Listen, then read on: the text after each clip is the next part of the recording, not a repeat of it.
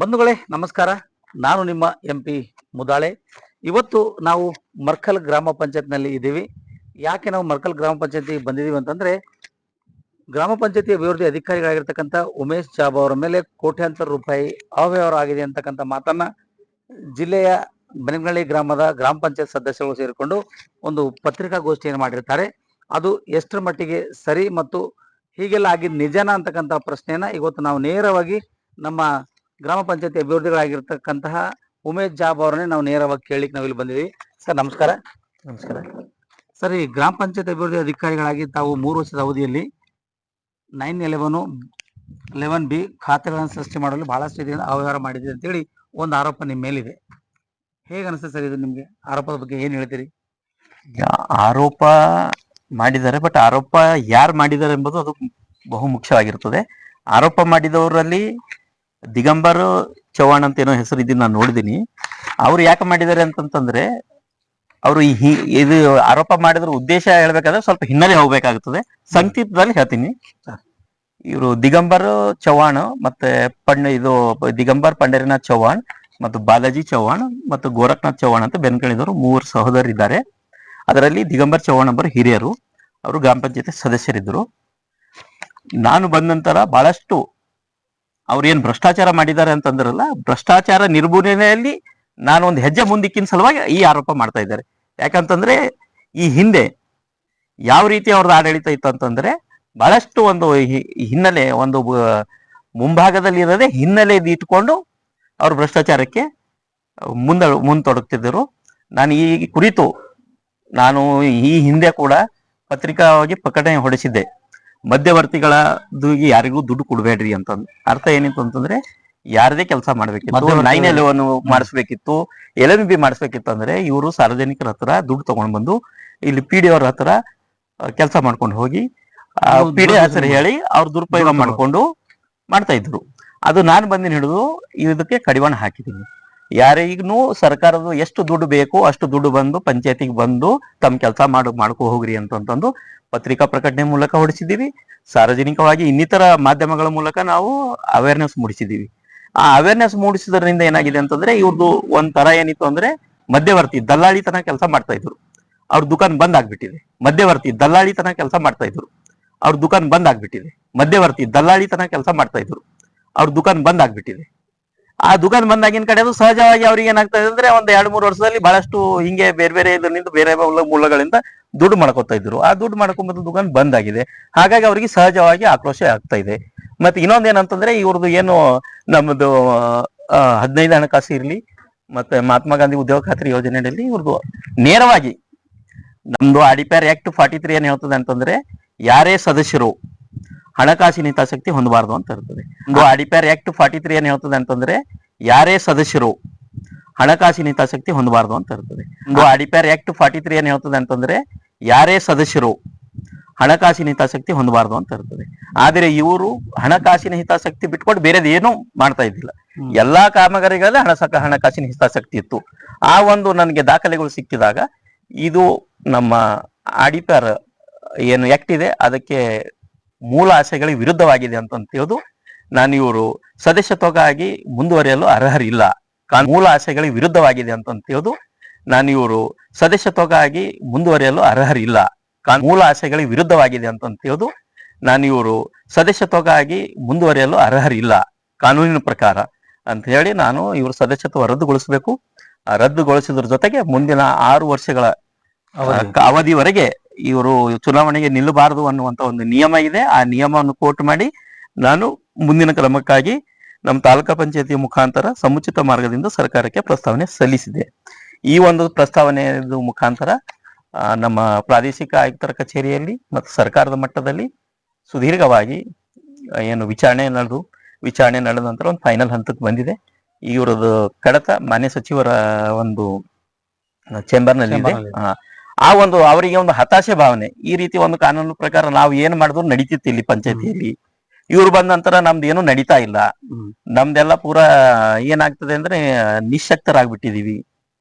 ಸಾರ್ವಜನಿಕರ ದುಡ್ಡು ಕೊಡ್ತಾ ಇಲ್ಲ ಎಲ್ಲರೂ. ಈಗ ಅದು ನಾವು ನೇರವಾಗಿ ನಮ್ ಕೆಲಸ ಸಾರ್ವಜನಿಕರು ಬಂದು ಪಂಚಾಯತಿಯಲ್ಲಿ ಮಾಡ್ಕೊಂಡು ಹೋಗ್ರಂದಾಗೆ ಇವರು ಸಹಜವಾಗಿ ಹತಾಶರಾಗ್ಬಿಟ್ಟಿದ್ದಾರೆ. ಆ ಹತಾಶ ಮನೋಭಾವದಿಂದ ನಿರಂತರವಾಗಿ ಇದೆ ಅಂತಂತಿಲ್ಲ, ನಿರಂತರವಾಗಿ 3 ವರ್ಷದಿಂದ ನನಗೆ ಕೆಲಸದಲ್ಲಿ ಅಡೆತಡೆ ಮಾಡ್ತಾ ಇದ್ದಾರೆ, ಸರ್ಕಾರಿ ಸೇವೆಯಲ್ಲಿ ಅಡೆತಡೆ ಮಾಡ್ತಾ ಇದ್ದಾರೆ, ಇಲ್ಲ ಸಲ್ಲದ ಆರೋಪಗಳು ಮಾಡ್ತಾ ಇದ್ದಾರೆ. ನಿರಂತರವಾಗಿ 3 ವರ್ಷದಿಂದ ನನಗೆ ಕೆಲಸದಲ್ಲಿ ಅಡೆತಡೆ ಮಾಡ್ತಾ ಇದ್ದಾರೆ, ಸರ್ಕಾರಿ ಸೇವೆಯಲ್ಲಿ ಅಡೆತಡೆ ಮಾಡ್ತಾ ಇದ್ದಾರೆ, ಇಲ್ಲ ಸಲ್ಲದ ಆರೋಪಗಳು ಮಾಡ್ತಾ ಇದ್ದಾರೆ. ನಿರಂತರವಾಗಿ 3 ವರ್ಷದಿಂದ ನನಗೆ ಕೆಲಸದಲ್ಲಿ ಅಡೆತಡೆ ಮಾಡ್ತಾ ಇದ್ದಾರೆ, ಸರ್ಕಾರಿ ಸೇವೆಯಲ್ಲಿ ಅಡೆತಡೆ ಮಾಡ್ತಾ ಇದ್ದಾರೆ, ಇಲ್ಲ ಸಲ್ಲದ ಆರೋಪಗಳು ಮಾಡ್ತಾ ಇದ್ದಾರೆ. ಈ ದೂರ ಅಂತೂ ಸತ್ಯಕ್ಕೆ ದೂರವಾಗಿದೆ. ಹಾಗೆ ಇವರು ಏನು ನಮ್ದು JJM ಕೆಲಸದಲ್ಲಿ ಒಂದು ಟೆಂಡರ್ ಬೇರೆಗೆ ಬಿಟ್ಟಿತ್ತು, ಇವರು ಬೆನ್ನಲ್ಲಿ ಕೆಲಸ ಮಾಡ್ಕೊಂಡು ಆ ಒಂದು ಟೆಂಡರ್ JJM ಕೆಲಸ ಹಸ್ತಾಂತರ ಮಾಡ್ಕೊಳ್ಳೋ ಕೂಡ ನನ್ಗೆ ಜೀವ ಬೆದರಿಕೆಯೂ ಸಹ ಒಡ್ಡಿದ್ರು. JJM ಕೆಲಸ ಹಸ್ತಾಂತರ ಮಾಡ್ಕೊಳ್ಳೋ ಕೂಡ ನನ್ಗೆ ಜೀವ ಬೆದರಿಕೆಯೂ ಸಹ ಒಡ್ಡಿದ್ರು. JJM ಕೆಲಸ ಹಸ್ತಾಂತರ ಮಾಡ್ಕೊಳ್ಳೋ ಕೂಡ ನನ್ಗೆ ಜೀವ ಬೆದರಿಕೆಯೂ ಸಹ ಒಡ್ಡಿದ್ರು. ಈ ಜೀವ ಬೆದರಿಕೆ ಒಡ್ಡಿದ ಸಲುವಾಗಿ ನಾನು ಜನವಾಡ ಪೊಲೀಸ್ ಠಾಣೆಯಲ್ಲಿ ಪ್ರಕರಣ ದಾಖಲಿಸಿದೆ. ಈ ಜೀವ ಬೆದರಿಕೆ ಒಡ್ಡಿದ ಸಲುವಾಗಿ ನಾನು ಜನವಾಡ ಪೊಲೀಸ್ ಠಾಣೆಯಲ್ಲಿ ಪ್ರಕರಣ ದಾಖಲಿಸಿದೆ. ಈ ಜೀವ ಬೆದರಿಕೆ ಒಡ್ಡಿದ ಸಲುವಾಗಿ ನಾನು ಜನವಾಡ ಪೊಲೀಸ್ ಠಾಣೆಯಲ್ಲಿ ಪ್ರಕರಣ ದಾಖಲಿಸಿದೆ.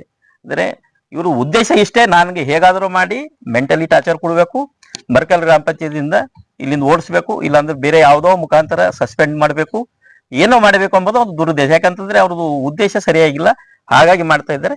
ಬಟ್ ಈ ಬಗ್ಗೆ ಏನಿದೆ, ನಮ್ಮ ಮರ್ಕಲ್ ಗ್ರಾಮ ಪಂಚಾಯತಿ ವ್ಯಾಪ್ತಿಯಲ್ಲಿ ಬರುವ ಸಾರ್ವಜನಿಕರು ಹಾಗೆ ಬೆನ್ಕಳಿ ಗ್ರಾಮದ್ದು ಎಲ್ಲರೂ ಅವೇರ್ನೆಸ್ ಆಗಿದ್ದಾರೆ. ಇವ್ರದ್ದು ಏನು ಈ ಹಿಂದೆ ಯಾವ ರೀತಿ ಇತ್ತು, ಎಷ್ಟು ಮೋಸ ಮಾಡ್ತಿದ್ರು ಸರ್ಕಾರಕ್ಕೆ, ಈಗ ಅದು ಆಗ್ತಾ ಇಲ್ಲ.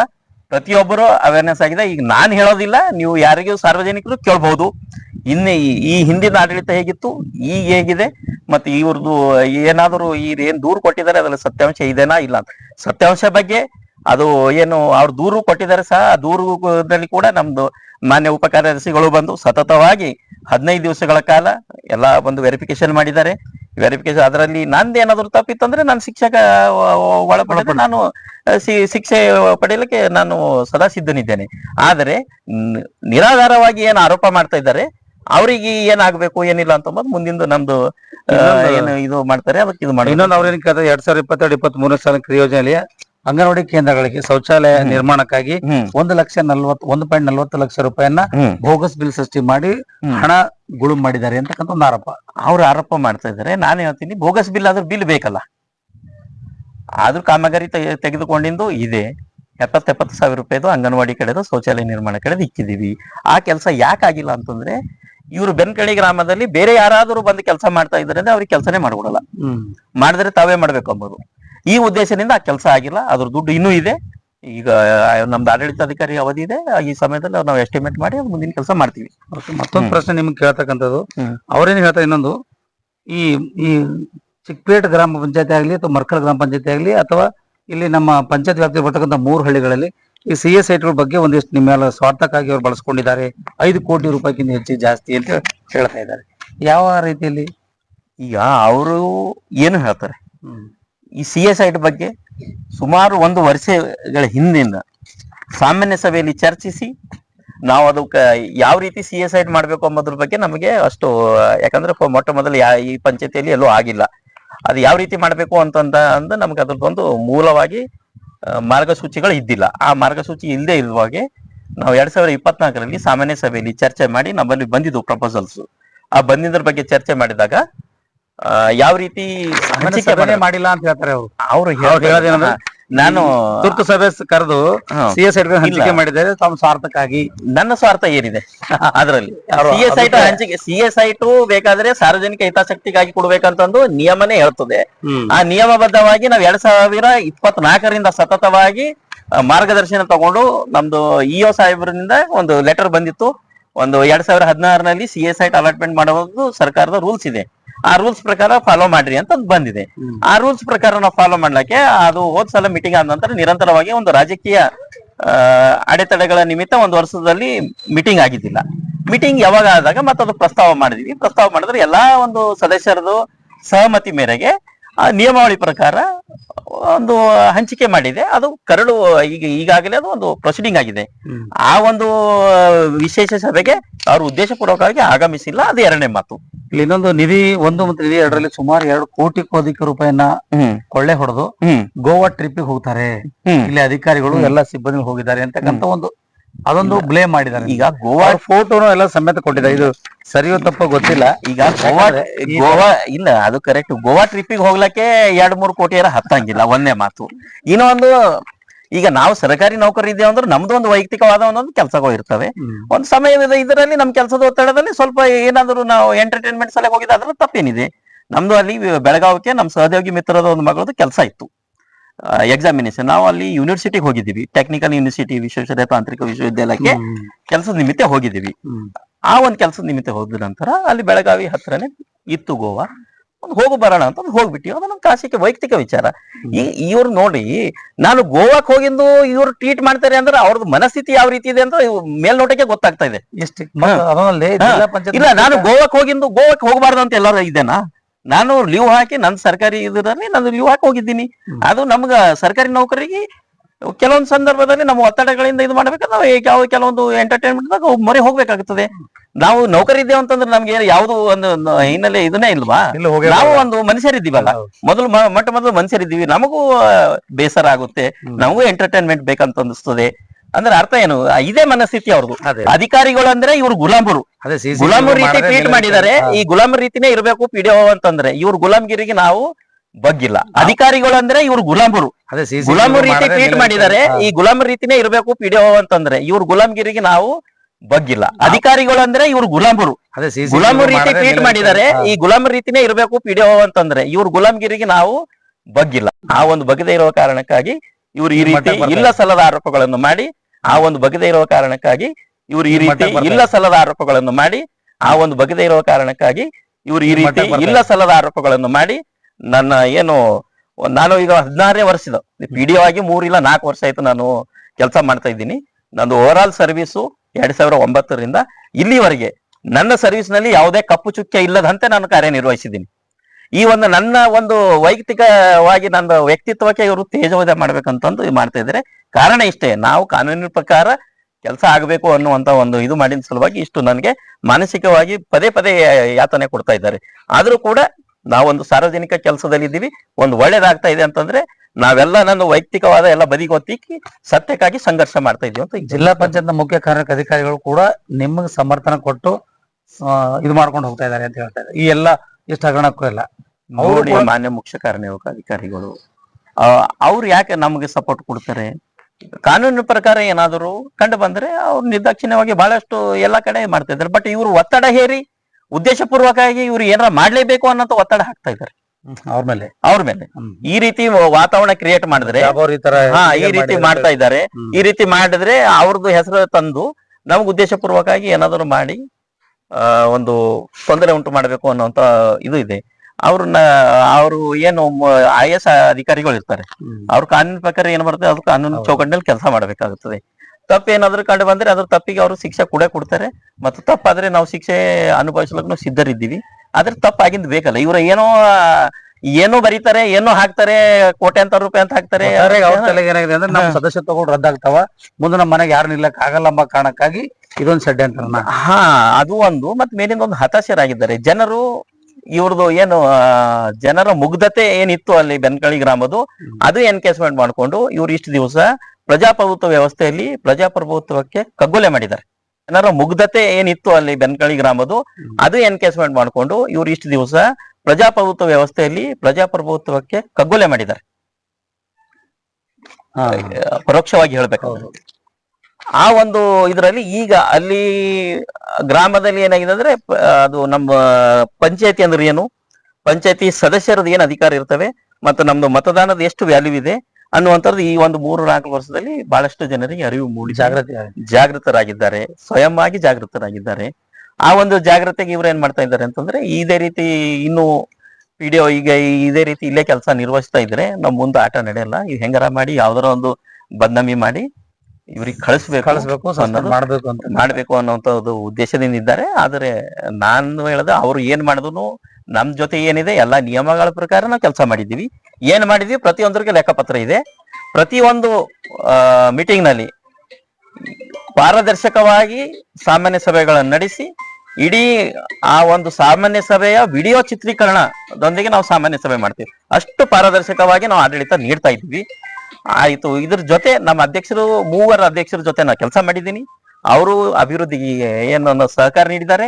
ಈಗ ಒಂದ್ ವೇಳೆ ನಾನು 2-3 ಕೋಟಿ ಅಂತ ಇದ್ದಾರೆ, ನಾನು ಪಿಡಿಒ ಒಬ್ಬರಿಗೆ ಅಧಿಕಾರ ಇಲ್ಲಲ್ಲ.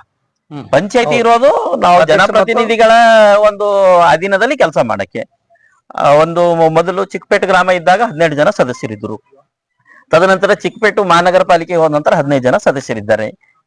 ಅವ್ರಿಗೂ ಎಲ್ಲ ಗೊತ್ತಿರ್ತದೆ. ಗಮನ ತಂದೆ ಮಾಡ್ಬೇಕು ಏನಿದ್ರು ನಾವು ಗಮನಕ್ಕೆ ತಂದೆ ಮಾಡ್ಬೇಕಾಗ್ತದೆ. ಅಧ್ಯಕ್ಷರು ಇರ್ತಾರೆ, ಅಧ್ಯಕ್ಷರ ಜವಾಬ್ದಾರಿ ಇರ್ತದೆ. ನಾನ್ ಪಿಡಿಒ ಒಬ್ಬನೇ ಪಂಚಾಯತಿಗೆ ಜವಾಬ್ದಾರನಲ್ಲ. ಈ ಒಂದು ಇವರು ಕೋಟ್ಯಾಂತರ ರೂಪಾಯಿ ಆರೋಪ ಮಾಡ್ತಾ ಇರ್ತಾರೆ ಅಂದ್ರೆ ಅದರಲ್ಲಿ ಅಧ್ಯಕ್ಷರದ್ದು ಪಾತ್ರ ಇರ್ತದೆ. ಅಧ್ಯಕ್ಷರೇನು ಅವ್ಯಾರ ಆಗ್ತಾ ಇದ್ರ ನೋಡ್ಕೊಂಡ್ ಕೊಡ್ತಾರ?